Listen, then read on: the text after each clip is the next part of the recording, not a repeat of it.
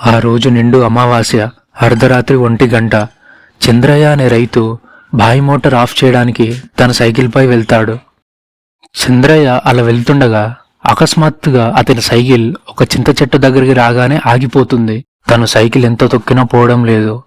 తన సైకిల్ వెనుక ఎవరు కూర్చున్నట్టు అనిపించిందంట. అక్కడ అన్ని చెట్లు ఉండగా కేవలం చింత చెట్టు మాత్రమే గాలి వీస్తుందంట. చాలా గాలితో పాటు అతనికి ఎవరో చింత చెట్టు పైన ఏడుస్తున్నట్లు వినిపించిందంట. ఒక్కసారిగా కుక్కలు అరవడంతో పాటు అతనికి ఎవరో ఏడుస్తున్నట్లు అనిపించిందంట. అతను ఏంటి ఎవరో ఏడుస్తున్నారు కానీ మనిషి కనబడట్లేదు అని ఆలోచిస్తున్నాడంట. చంద్రయ్య ఎవరు మీరు, ఎవరైనా ఉన్నారా అని అడిగాడంట.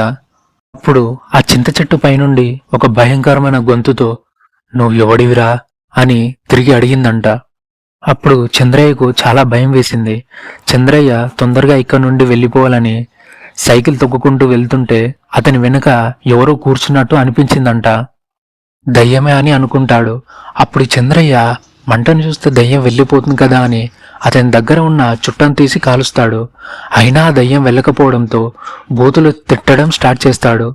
ఆ చంద్రయ్య బూతులు విని ఆ దయ్యం కూడా తిట్టడం మొదలు పెడుతుంది. ఆ చంద్రయ్య మాటలకి దయ్యం కాసేపటి తర్వాత వెళ్ళిపోతుంది. ఇదండి మా ఊర్లో జరిగిన ఒక వింతైన సంఘటన. మీరు ఇలాంటివి ఏమైనా ఎక్స్పీరియన్స్ చేసి ఉంటే కామెంట్స్లో చెప్పండి. మరిన్ని హర్రర్ స్టోరీస్ కోసం మన ఛానల్ని సబ్స్క్రైబ్ చేసుకోండి. Happy sweet horror dreams.